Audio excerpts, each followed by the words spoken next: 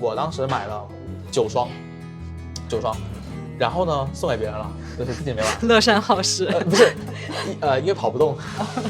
Hello，大家好，我是阿文，我是悠然。今天还是雨峰来给我们介绍一下加密货币的内容，我们就开始吧。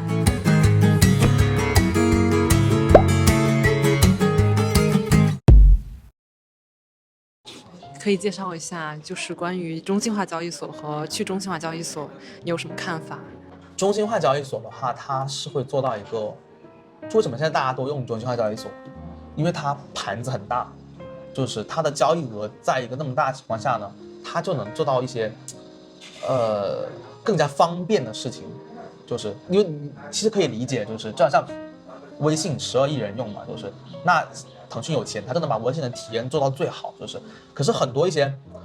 刚出来的聊天应用，其实你可能很喜欢它的一些功能，你觉得它特别好，一些很小而美的 APP， 它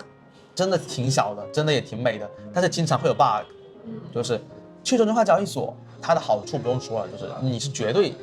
去中心化，你的交易过程，因为中心化交易所为什么说要中心化？因为你所有的信息交易，那个交易所都是知道，它可以冻结你。他直接把你像我们经常吐槽的国内的某交易所啊，就是他经常就把你的账户给冻掉。可是，在去中心化交易所就冻不了你的账户，它就是刚刚我们说区块链的一个概念，大家通过一个节点这样子去进行交易。对，你可以再详细介绍一下你在加密货币交易所日常的工作是什么吗？其实就是挺 Web2 的，就是因为很多人可能都想知道它到底是做什么的，就是我就不要以我为例子了，因为我的那个岗位不是最普遍的，就是没代表性的。我可以讲我一个朋友，他在里面是个经理的，项目经理那种，他做什么事情？他每天就是有五六个、7、8个 meeting， 跟全世界的开发者去谈他们的项目，不一定是说我要投你，因为假设你做一个 GameFi， 对吧？你想做 Launchpad， 你就会联系交易所说我想把我的 token 在你上面发行，那交易所要去审核你这个 token。对，他就每天要做这种事情，不停的接各种新项目，研究各种项目，这里面就涉及到他还要去研究你的经济模型是不是合理的，如果不合理，可能我觉得你是有潜力的，但我可能还要给你一些改进的意见，就是虽然我不是你这个公司的，我要给你意见，因为我希望你在我这边 Launchpad， 我才有收益嘛，对，所以说这个是他的工作，包括现在 Web3 还是一个比较自由的，你做一个加密货币交易所的人，你肯定想不停的去传播这个领域的，他还会经常兼职晚上在Twitter Space，Twitter Space 就是类似于 Clubhouse 那种语音连麦，他会不停的参加 Space 去分享他的一些经验啊，说这个项目怎么看，那个项目怎么看，就是其实就还是看项目、研究项目以及去落地执行。落地执行可能就包括说跟公司内部的人对接，找公司的审计，就那不是传统意义上审计啊，就审计你的资产，对，找公司的技术部门的人去看这个东西，它从技术上是不是可行的，因为它的代码一定是跟白皮书一样开源的嘛，可以看的嘛，去做这种比较细节的东西，就是主要的应用其实就是做一个加密货币交易所，去跟 GameFi 啊，去跟 DeFi 啊这些项目的一些应用，就是帮助他们落地，就是因为这些项目最终他想落地都基本要发行 token 嘛，就是所以就做一个这样的一个连接桥梁。其实你说工作内容跟 Web2 有多大的区别？没有区别，那人就是干这些事情的，对。但是，只不过就是说，具体的接触的项目的内容是会不一样，对。但每天干的事情，你说非常特殊，跟 Web2 不会的，就是不会的，对。你可不可以分享一下你加密货币交易的心路历程啊，或者经历什么比较难忘的回忆啊？对，就有的人他是痴迷交易的，他喜欢那种掌控的感觉，因为 buy 跟 sell。都是你决定的，你叫他 buy 你就 buy， 你 sell 你就 sell， 对。有的人是属于那种把这个当成一个工具，就很抽离，就是我自己到现在我是对加密货币市场我是一个很敬畏的态度，就是我最喜欢的一部电影叫《沙丘》，就我特别喜欢这个电影是因为我觉得，包括小说，因为我觉得它里面有2个东西我觉得特别好，一个东西叫做所有人都讲霸占那个星球，获得沙丘。可是所有人好像对这个沙丘这个星球没有敬畏之心，就觉得它是我的资源，我就要去霸占它，霸占它之后我就暴富了。就好像很多人对加密货币他的态度可能就是我就要靠你赚很多钱，就是他觉得我好像已经懂这个市场，我已经很懂了，但我的态度就是我觉得自己每天都不懂，就是因为我觉得我还是很敬畏这个市场，我觉得它太多知识了，太多东西你不可能完全掌握，所以我是一个敬畏之心。第一个，第二个是我刚刚说我很喜欢沙丘，它里面有一句话就是我不能恐惧，恐惧是思维的杀手，就加密货币交易员也是这样子的。因为我一开始做加密货币交易员的时候，我觉得那个时候我不能算是 trader 嘛，我那个时候就是拿一笔钱去炒币，就是一开始也赚了一些钱，很快就开始狂亏，每天都狂亏。我记得我报了第一张合约的时候，我那时候是很起步，我那时候是往账户里面充了1000块人民币，就真的是说1000，因为最起步很早期了，我充了1000人民币，然后呢，我开了一个50倍的合约，先是做多了一个 token， 做多之后呢，2分钟嘛，就拿了50%的收益，就2分钟，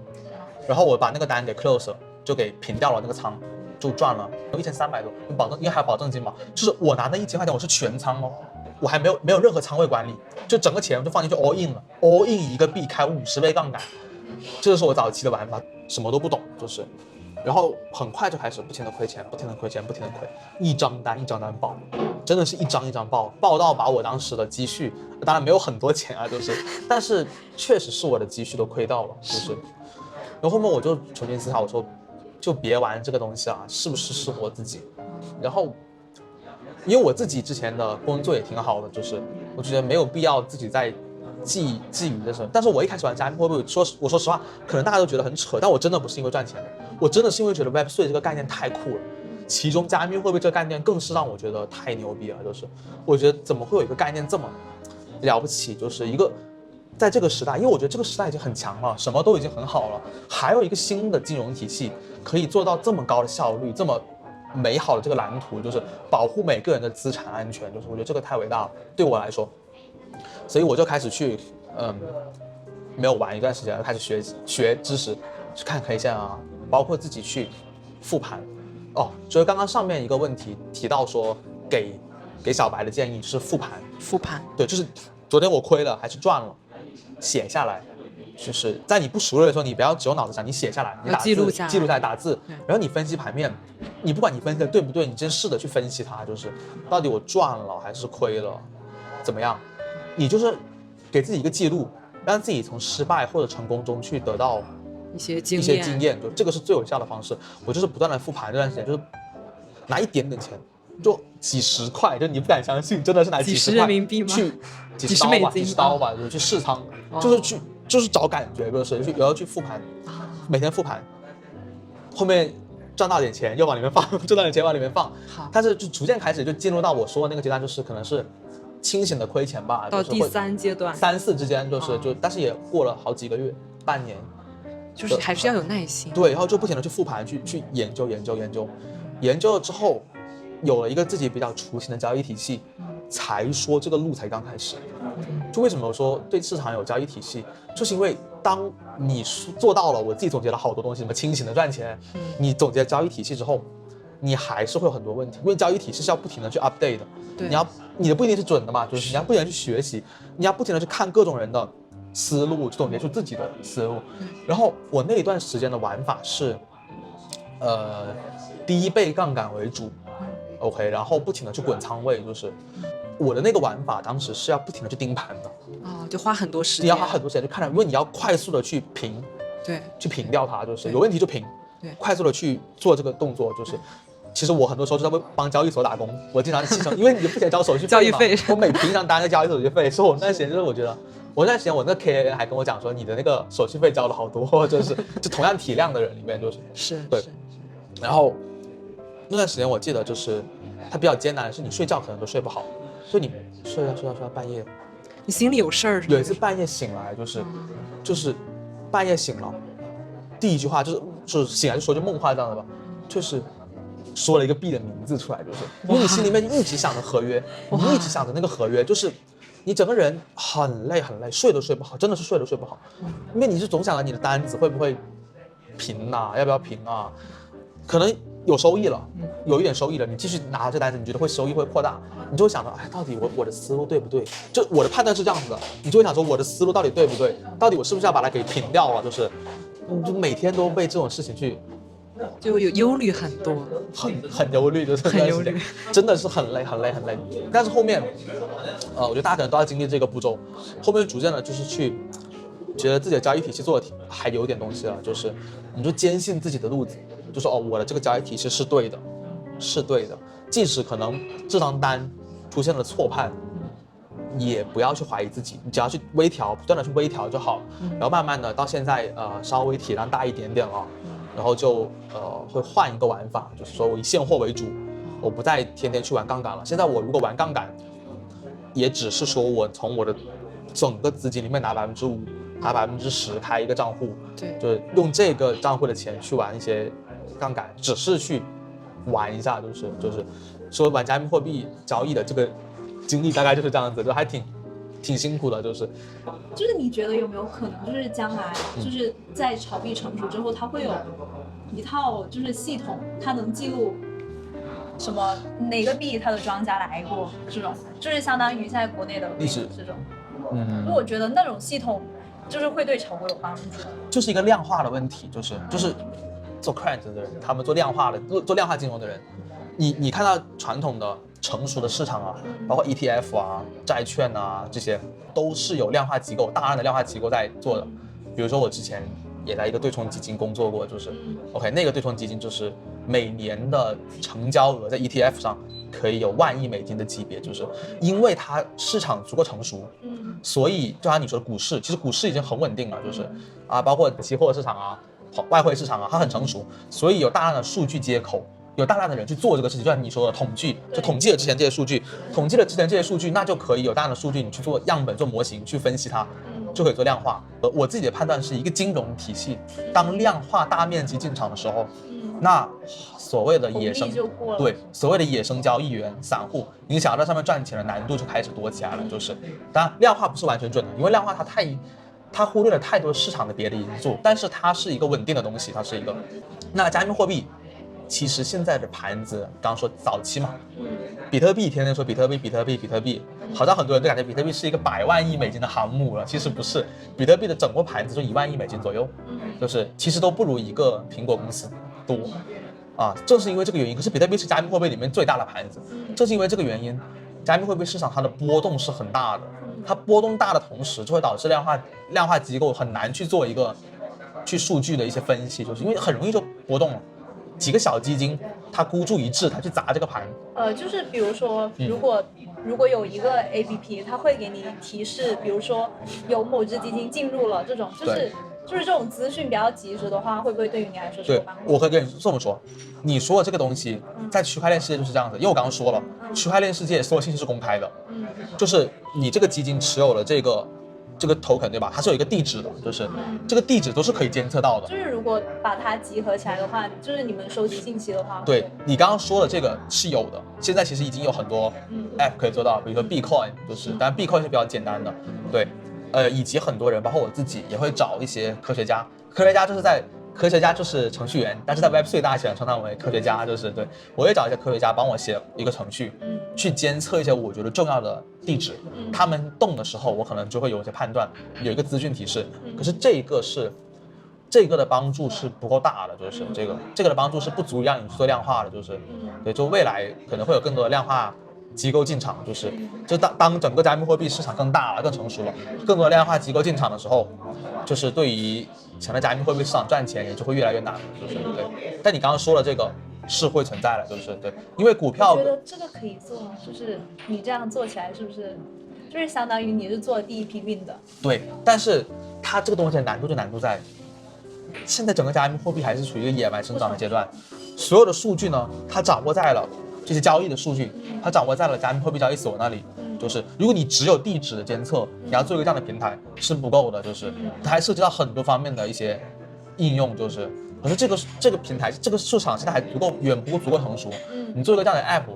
现在已经有，这个我刚说到币矿那些嘛，就是目前还是比较那个简陋，就是简陋的工具吧，就是但是这一定是个机会，就未来一定是机会，就是我也很期待有谁会去做，就是但我是做不了，就是因为它这个需要有经验的人，就是因为我自己不是在这一行的，我只是有一个构想，但你不熟悉的话，很多东西它落地就会出现很多问题，就是对。最好是在 Web2 里面有量化的背景的人，公司会比较合适做这个事。或者说量化，或者说本身就开发这一类系统的人，我觉得会有机会。就我们很多人不是说嘛，说 Web3 就是用 Web3 的逻辑把 Web2 的产品重做一遍，就比如说 Web3 的社交，Web3 的游戏，Web3 的那个流媒体，对啊 Web3 的这个微博，Web3 是就是公共平台嘛，啊 Web3 的那个创作者经济，就是比如说 Mirror 这种。其实玩到现在，就是我这为什么我是消极派的，就是说我所有朋友说想玩加密货币，我一定是先泼冷水。我也不管他们会不会对我有意见，就是因为可能有的人会这样的说，你能玩，我为什么不能玩？就是这种感觉。但我也不敢说，会不会有意见嘛？我一定会跟他们讲说不要玩，就是尽量别玩，因为 Web3 赚钱的有很多。你想赚钱的话 ，Web3 有很多东西可以赚钱，比如说好多人玩那个 Staben 那个鞋子嘛，就是对，Staben 这个游戏我刚接触到的时候是2022年的1月份，当时他那个鞋子的地板价是15。就15个 Solana 一双鞋，就你有了鞋你就可以跑步，跑步就有能量，能量就可以获得 GMT， 就是这个赚钱。我当时买了9双，然后呢送给别人了，就是自己没玩。乐善好施。不是，因为跑不动，因为太累了，每天跑步就是跑不走都走不动，就是然后就送给别人。现在这个鞋子一双已经要地板了，高位是去到16，等于翻了3倍，但是现在跌了一些，也是在13左右徘徊。对，它不仅是说鞋子的价格涨了，因为我们现在说的鞋子是地板鞋，就说的是最基本的鞋子，它这个玩法是有，鞋子在一起融合，可以开出绿鞋，就更高级别的鞋这样子的。绿鞋的那个价格更是涨了不知道多少倍了，就是，而且你如果当时就玩的话，应该可能只用1个多月就能回本，因为它走入的那个 GMT 的收益特别高。是，对，我有很多朋友啊。就靠玩这个 Staben，就赚了6位数，真的就是靠 Staben。哇塞，这个，而且大家也不用觉得我现在是在这里传销说什么，这个直接上推特一搜，是大把人靠 Staben 就是去赚了很多钱，就其实机会还是很多的，甚至你买 NFT，当然 NFT 这个东西可能会比较玄学，但它确实也是能赚的，就是比如现在很火的 BAYC 啊，就 Bored Ape 那个。现在的地板应该是110或者103，103、111一只那个无聊猿那个猴子，但是前年是21年的时候，我也忘了是年初、年中还是年末了啊，我也忘了。我当时跟朋友跟我提了一下，就去年大概是，他就当时跟我讲是3一只，这3个以太坊一只，问我要不要，好夸张啊！是给我卖一些给我，就是甚至你去看一些很久之前的一些交互记录，最早期可能就一只，就翻了100倍足足，就是。确实好多机会啊！对，因为行业很早期嘛，对，机会是很多的，不用一定要靠加密货币的交易去炒币，就是，而且炒币我觉得也不是一个长久的东西，就是你很难去玩一辈子，就是，所以我认识的很多好的交易员，他们最后一定是，赚到了钱之后一定的资金，他们就成立自己的 crypto fund 啊，或者是，参加一些项目方，就是我参加一个 GameFi 团队，我参加一个。DApp 的团队就是 DApp 就是那个去中心化的应用，比如说我参加 MetaMask 团队，比如我参加那个Coinbase， 就我加入加密货币交易所去工作，通过这样的方式去跟加密货币的交易员的这个身份做一个展嘛，就是因为我刚才也说了，我是个人交易员，就是我是野生的，也是自己个人做的。你做这一个的话呢？随着未来加密货币市场大了稳定起来，越来越多量化团队进场，其实你也是越来越难做的。非常感谢宇峰的分享，然后希望大家一键3连，能够订阅我们的频道，打开小铃铛，也欢迎大家加入我们的 Discord 社区。